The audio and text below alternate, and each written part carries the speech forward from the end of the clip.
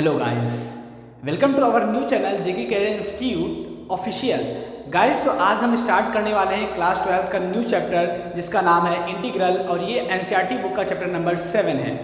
Guys, इस chapter को start करने से पहले हम इस चैप्टर से रिलेटेड कुछ इंपॉर्टेंट थिंग्स के बारे में बात करेंगे जो कि इस चैप्टर के लिए बहुत ही इंपॉर्टेंट हैं और उम्दा बातें हैं। ठीक है, तो चलिए हम स्टार्ट करते हैं। गाइस, होता क्या है, आपने कैलकुलस में दो पार्ट्स पढ़ते हैं। फर्स्ट पार्ट होता है आपका डेरिवेटिव यानी कि डिफरेंशिएशन, और सेकंड पार्ट आप पढ़ते हैं इंटीग्रल यानी कि इंटीग्रेशन, जो कि आज हम स्टार्ट करेंगे। तो डेरिवेटिव में आपने क्या पढ़ा, डिफरेंशिएशन में आपने डिफरेंशिएशन में ये पढ़ा कि आपको कोई फंक्शन मिलता था, अलजेब्रिक फंक्शन हो गया, ट्रिग्नोमेट्रिक फंक्शन हो गया, अलजेब्रिक फंक्शन हो गया, एक्सपोनेंशियल फंक्शन हो गया। तो इन सभी फंक्शंस को आप क्या करते थे, डिफरेंशिएट करते थे। एक्स के रिस्पेक्ट में या वाई के रिस्पेक्ट में जो भी आपका वेरिएबल होता था, उस वेरिएबल के रिस्पेक्ट में आप इसको क्या करते थे, डिफरेंशिएट करते थे। और डिफरेंशिएट करने पर आपको एक डेरिवेटिव मिलता था। जैसे सपोज करिए मैंने कोई फंक्शन ले लिया, cos x ले लिया, ये हमारा कैसा है, ट्रिग्नोमेट्रिक फंक्शन है। जब मैंने इसको डिफरेंशिएट किया तो cos x का डिफरेंशिएशन क्या होता है, cos x का डिफरेंशिएशन क्या होता है, माइनस का sin x। तो क्या होता है, जब हमने इस cos x को डिफरेंशिएट किया, cos x को डिफरेंशिएट करने पे हमें डेरिवेटिव क्या मिला, माइनस का sin x। हमें क्या डेरिवेटिव मिला, माइनस का sin x। तो ये हमारा क्या है, डेरिवेटिव है। ये क्या है, हमारा डेरिवेटिव है। इसी तरीके से अगर मैं कोई फंक्शन लिया मैंने x की पावर 4 + 2, और मैंने बोला कि आप इसको डिफरेंशिएट करिए विद रिस्पेक्ट टू x। जब आपने इसको x के रिस्पेक्ट में डिफरेंशिएट किया तो आपको क्या मिला, 4x³ और 2 कांस्टेंट है, तो कांस्टेंट का डिफरेंशिएशन क्या हो जाता है, 0। तो फाइनली आपको इसका डिफरेंशिएशन क्या मिला, 4x³। यानी जो ये फंक्शन था आपके पास अलजेब्रिक फंक्शन x की पावर 4 + 2, इसका डेरिवेटिव क्या हुआ, 4x³। बात समझ में, डिफरेंशिएशन में हम यही तो करते हैं ना, क्या करते हैं, कोई फंक्शन लेते हैं, उसको डिफरेंशिएट करके उसका डेरिवेटिव ले आते हैं। तो हमारे पास डेरिवेटिव क्या है, 4x³। लेकिन हम इंटीग्रल में, यानी इंटीग्रल में हम क्या पढ़ेंगे, इंटीग्रल में हम ये पढ़ेंगे कि जो डेरिवेटिव आता है, अभी तक हमने डिफरेंशिएशन में जो डेरिवेटिव लाए हैं, उस डेरिवेटिव को हमें क्या करना है, इंटीग्रेट करना है। क्या करना है, इंटीग्रेट करना है, और इंटीग्रेट करके वापस इस फंक्शन तक पहुंचना है। यानी कि हम ये बोलेंगे कि डेरिवेटिव को सॉल्व करना है, और सॉल्व करके वापस इस फंक्शन तक पहुंचने की जो प्रोसेस होती है उसे ही हम बोलते हैं इंटीग्रेशन।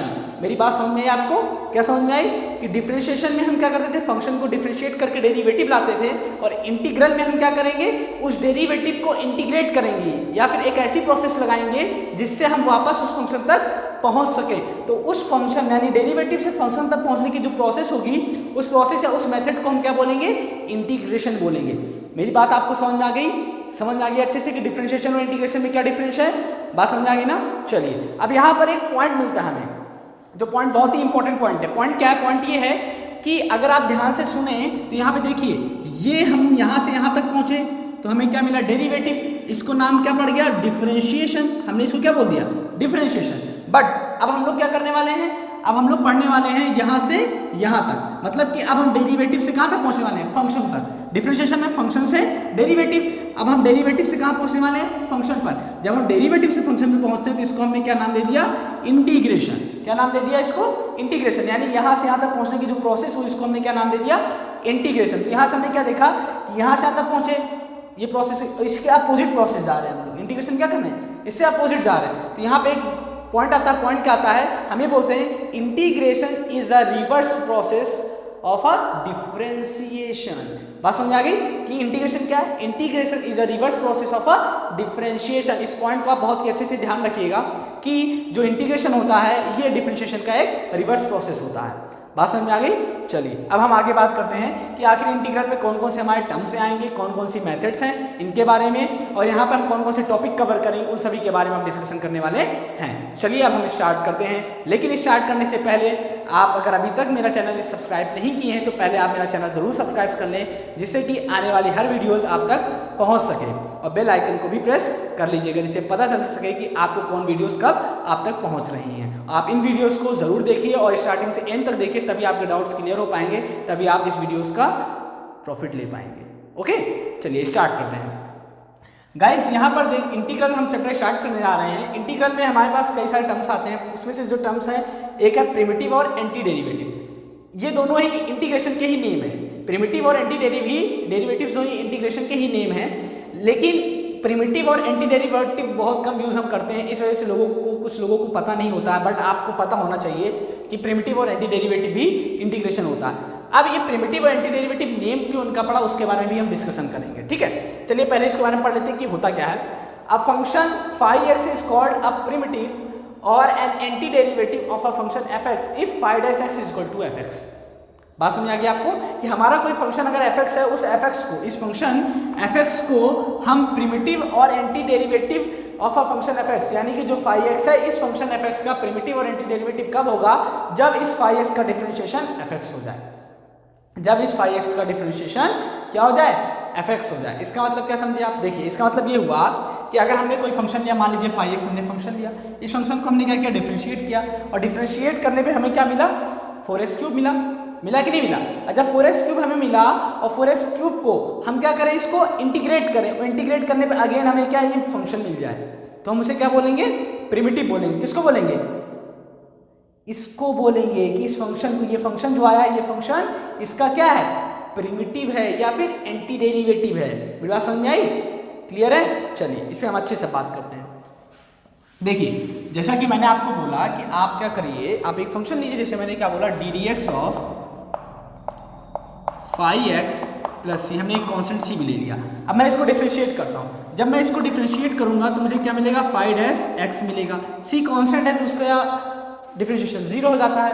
यहाँ पे क्या मिला मुझे, phi dash x मिला। अब मैंने बोला कि जब आपने इस फंक्शन यानी phi x को आपने डिफरेंशिएट किया तो आपको क्या मिला, phi dash x मिला। तो ये क्या हुआ, डेरिवेटिव हुआ, किसका, इस फंक्शन का क्या हुआ, ये डेरिवेटिव हुआ। अब इस डेरिवेटिव को हमें क्या करना है, इंटीग्रेट करके अगेन इस फंक्शन तक लाना है, ठीक है।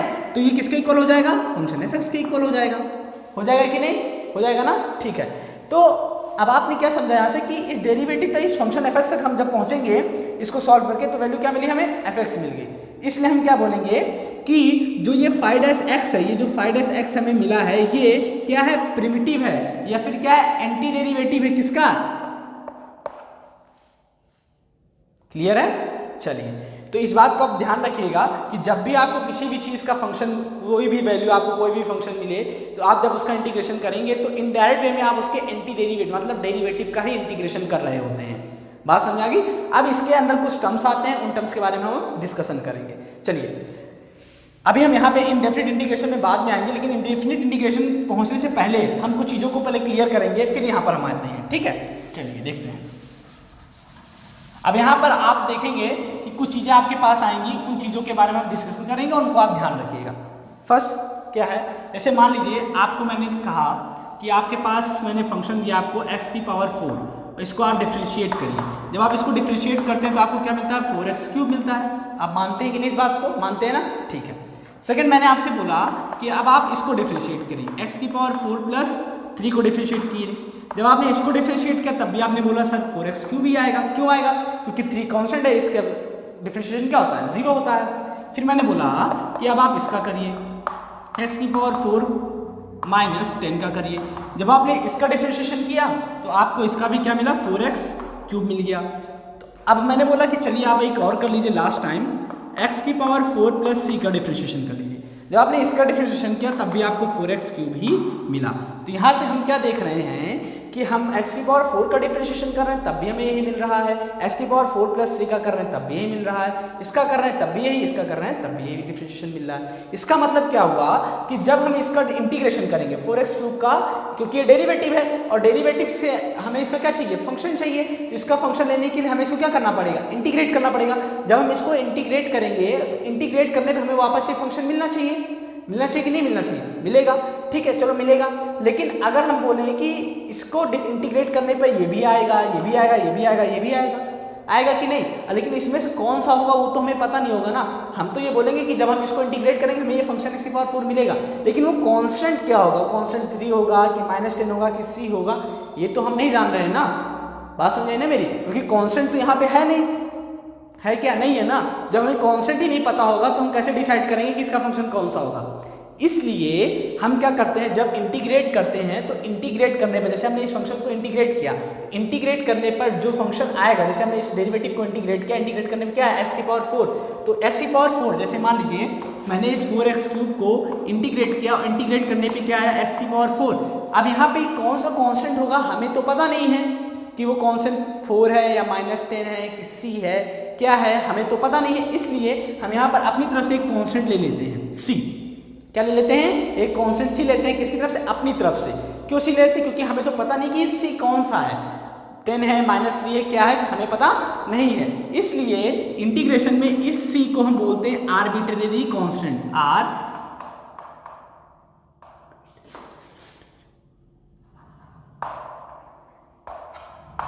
ठीक है। इस कांस्टेंट सी को ही क्या बोलते हैं? आर्बिट्रेरी कांस्टेंट बोलते हैं। क्या बोलते हैं? Arbitrary constant. अब ये आर्बिट्रेरी कांस्टेंट क्या होता है? आर्बिट्रेरी कांस्टेंट मतलब ये होता है गाइस कि एक ऐसा कांस्टेंट जो ना कि पूरी तरीके का वेरिएबल और ना ही पूरी तरीके का कांस्टेंट है। बात समझे? मतलब कि ये पूरी तरीके का डिफिनिट नहीं है, डेफिनिट नहीं है, ये क्या है? इनडेफिनिट है। ये कांस्टेंट कैसा है? ये कांस्टेंट इनडेफिनिट कांस्टेंट है, और इसी इनडेफिनिट कांस्टेंट की वजह से ही इस प्रोसेस को, जो ये प्रोसेस है 4x³ से s⁴ लाने का जो प्रोसेस है, इस प्रोसेस को ही बोलते हैं इनडेफिनिट इंटीग्रेशन। ये टर्म समझ में आ गया ना कि इनडेफिनिट इंटीग्रल कहाँ से आया? इनडेफिनिट इंटीग्रल कहाँ से आया हमारा? ये यहाँ से ही आया है। किसकी वजह से आया है? इस कांस्टेंट सी से। सी कैसा कांस्टेंट है? ये आर्बिट्रेरी कांस्टेंट, इसी को बोलते हैं कांस्टेंट ऑफ इंटीग्रेशन। इसी सी को बोलते हैं हम लोग कांस्टेंट ऑफ इंटीग्रेशन। क्या क्लियर हुई बात आपको कि इस सी का ही मेन फंडा है कि इस सी के ही कारण हमारे पास क्या आया? इनडेफिनिट इंटीग्रल आया। बात समझ आ गई? अब इस सी के ही डिपेंड पे आप बात करते हैं। हम देखिए अब ये जो सी है, ये सी हमारा क्या होता रहता है? चेंज होता रहता है, क्योंकि 10 भी हो सकता है, -10 भी हो सकता है, 3 भी हो सकता है, -3 भी हो सकता है, 4 भी हो सकता है, 5 कुछ भी हो सकता है, हम नहीं जानते हैं। इसलिए ये सी की वजह से हमारा पड़ गया इनडेफिनिट इंटीग्रेशन। इतनी बात तो क्लियर है। अब जो ये फंक्शन है 4x³, जो इंटीग्रेशन का जो ये फंक्शन है, मतलब जो फंक्शन हमें मिलता है x⁴ + c, जो हमें मिला है, ये हमें क्या देगा? फैमिली ऑफ कर्व देता है। क्या देता है? फैमिली ऑफ कर्व देता है। फैमिली ऑफ कर्व कैसे देता है? जैसे मान लीजिए आपने x लिया और इसको इंटीग्रेट किया, मतलब कोई डेरिवेटिव है, उस डेरिवेटिव को हमने क्या लिया? इंटीग्रेट किया, और इंटीग्रेट करने पे क्या मिला हमें? x² + c मिल गया। क्या मिला? x² + c मिल गया। अब ये कैसी फॉर्म है? ये एक पैराबोला की फॉर्म है। जब ये पैराबोला की फॉर्म है तो पैराबोला का ग्राफ हमें पता कैसे बनता है? कुछ इस तरीके से पैराबोला का ग्राफ बनता है। मान लेते हैं ये हमारे पास है y = x² + c है, तो ये अभी ऐसा है, जब ये c जैसे जैसे चेंज होता जाएगा वैसे वैसे ग्राफ भी चेंज होता जाएगा। कैसे? अगर c की जगह 1 आ जाए तो ये ग्राफ ऐसे बनेगा, 2 आ जाए तो ऐसे बनेगा, यही माइनस हो जाए तो ये नीचे चला जाएगा। होगा कि नहीं होगा? लेकिन यहाँ पे आपने क्या देखा कि c की वजह से ग्राफ की पोजीशन चेंज हो रही, बल्कि ग्राफ की कैटेगरी या ग्राफ का जो एक्चुअल पोजीशन है वो नहीं चेंज। मतलब पोजीशन मतलब ये पैराबोला है तो पैराबोला ही रहेगा, लेकिन इसकी जो पोजीशनिंग है वो चेंज हो रही है। किसकी वजह से? कांस्टेंट c की वजह से। इसलिए हम क्या बोलते हैं कि जो इंटीग्रेशन है ये हमें क्या देता है? फैमिली ऑफ कर्व देता है। किस पर डिपेंडेंट है? इस कांस्टेंट सी पर, integration of constant of integration पर इंडिपेंडेंट। यही हमें क्या देता है? प्रिमिटिव भी देता है। क्या देता है? प्रिमिटिव भी देता है। बात समझ आ गई ना? अगर आपसे कभी भी बोले कि आप हमें प्रिमिटिव बताइए, तो प्रिमिटिव बताने का मतलब है कि आप हमें पूरा बताइए x² + c। अगर आप सिर्फ x² बोल रहे हैं तो दैट्स इज रॉन्ग। प्रिमिटिव क्या होगा? x² + c होगा। बात समझ आ गई आपको? ठीक है, तो कांस्टेंट सी का क्या फंडा है ये भी क्लियर हो गया हमारा। और इस कांस्टेंट सी पे हम इसको क्यों फैमिली ऑफ कर्व बोलते हैं, मतलब कि इंटीग्रेशन में फैमिली ऑफ कर्व क्यों देता है, ये भी हमारा फंडा क्लियर हो गया। अब हमारे पास आते हैं इनडेफिनिट इंटीग्रल पर कि इनडेफिनिट इंटीग्रल पे हमें क्या क्या चीज़ें देखनी है। अब देखिए इसमें क्या होता है, कुछ मैंने डेफिनेशन लिखी है। डेफिनेशन क्या है? Let f(x) be a function. हमारे पास फंक्शन f(x) क्या है? एक फंक्शन है।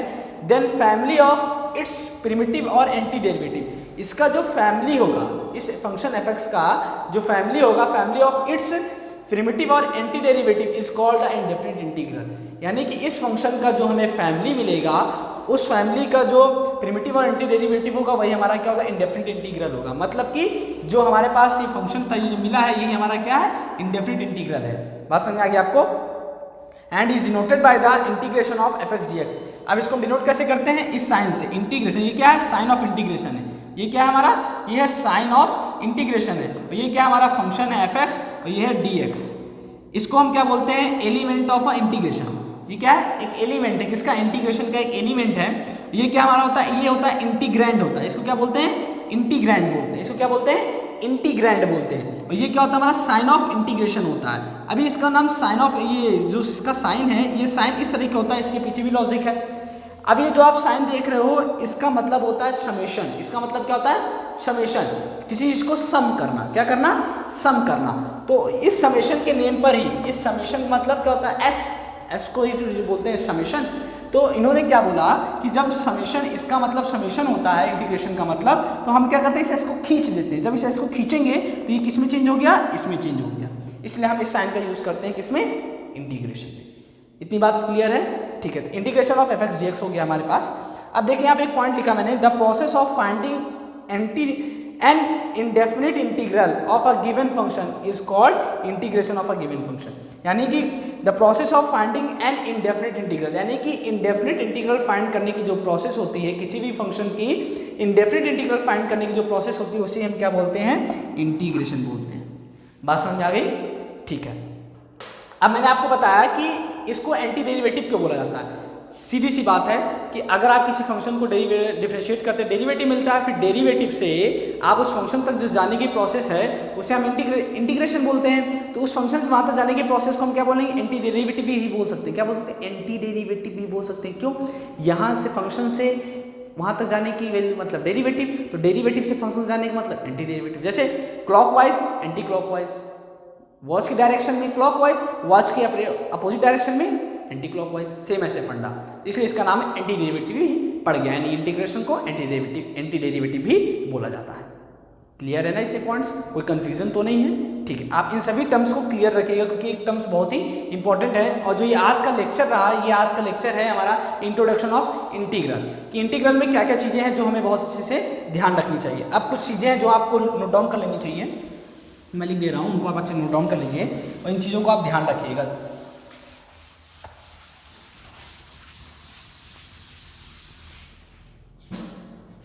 अभी हमने देखा कि हम इसको किससे डिनोट करते हैं, इंटीग्रेशन। ये क्या है, साइन ऑफ इंटीग्रेशन, किसी भी फंक्शन लिया हमने, इसको क्या किया, विद रिस्पेक्ट टू एक्स। इसको पढ़ते कैसे हैं, integration of a function f x with respect to d x, integration of a function f x with respect to d x.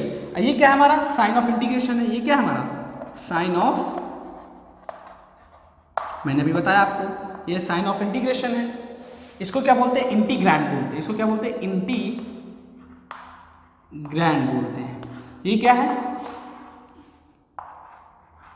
Element of integration.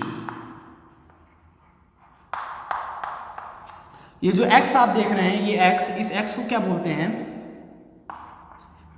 Variable integration. अब कुछ चीज़ें हैं जो मैं बताना चाह रहा हूँ, ध्यान रखिएगा। हमेशा आप याद रखिएगा कि आप जो भी फंक्शन लेते हैं या फिर जो भी आप डेरिवेटिव लेते हैं, वो डेरिवेटिव जिस वेरिएबल का है, वो डेरिवेटिव जिस वेरिएबल का है उसी वेरिएबल के रिस्पेक्ट में आप उसको इंटीग्रेट करेंगे। ये नहीं कि अगर आपका वेरिएबल y है यहाँ पर तो आप उसको x के रिस्पेक्ट में इंटीग्रेट कर रहे हैं, नहीं, बिल्कुल नहीं, कतई नहीं। आप उसको किसके रिस्पेक्ट में करेंगे, वो i के रिस्पेक्ट में ही करेंगे। अगर आपका फंक्शन x में है तो आप उसे x के रिस्पेक्ट में इंटीग्रेट करेंगे, अगर आपका फंक्शन y में है, y में, तो आप उसको y के रिस्पेक्ट में ही इंटीग्रेट करेंगे। इस बात को आप ध्यान रखेंगे, ठीक है। तो ये चीज़ें रही जो आपको बहुत अच्छे से ध्यान रखनी है स्टूडेंट्स। और मेरे ख्याल से सारी चीज़ें हम लोगों ने कवर कर ली आज के लेक्चर में। अब मैं आपको कुछ चीज़ें बता रहा हूँ कि हम कैसे पढ़ेंगे इस चैप्टर के बारे में। इस चैप्टर में हम कैसे क्वेश्चंस करेंगे या किस तरीके से हमारा पैटर्न होगा और किस तरीके से हम क्वेश्चन को सॉल्व करेंगे, ठीक है। देखिए, इंटीग्रल को हम दो पार्ट में पढ़ेंगे। फर्स्ट पार्ट होगा हमारा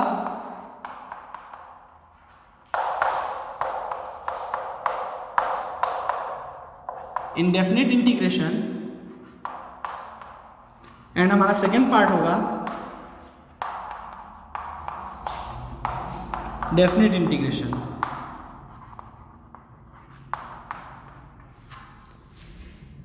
डेफिनिट इंटीग्रेशन हम इंडेफिनिट इंटीग्रेशन खत्म करने के बाद पढ़ेंगे। तो पहले हम पढ़ेंगे किसको, इंडेफिनिट इंटीग्रेशन को। अब इंडेफिनिट इंटीग्रेशन में हम क्वेश्चंस को कई मेथड से सॉल्व करेंगे। उसमें से कुछ मेन मेथड्स हैं। फर्स्ट है सब्स्टिट्यूशन मेथड,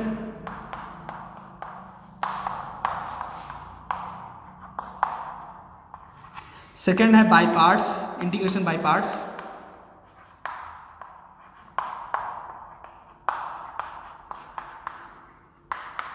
एंड लास्ट है partial fraction.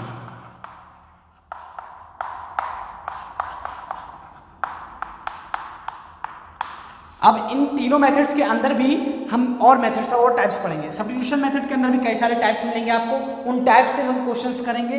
Integration by parts से भी कई सारे टाइप्स मिलेंगे आपको अलग अलग, उन टाइप्स में भी हम क्वेश्चंस करेंगे। पार्शियल फ्रैक्शन पे भी कई सारे टाइप्स मिलेंगे, उन टाइप्स भी हम क्वेश्चंस करेंगे।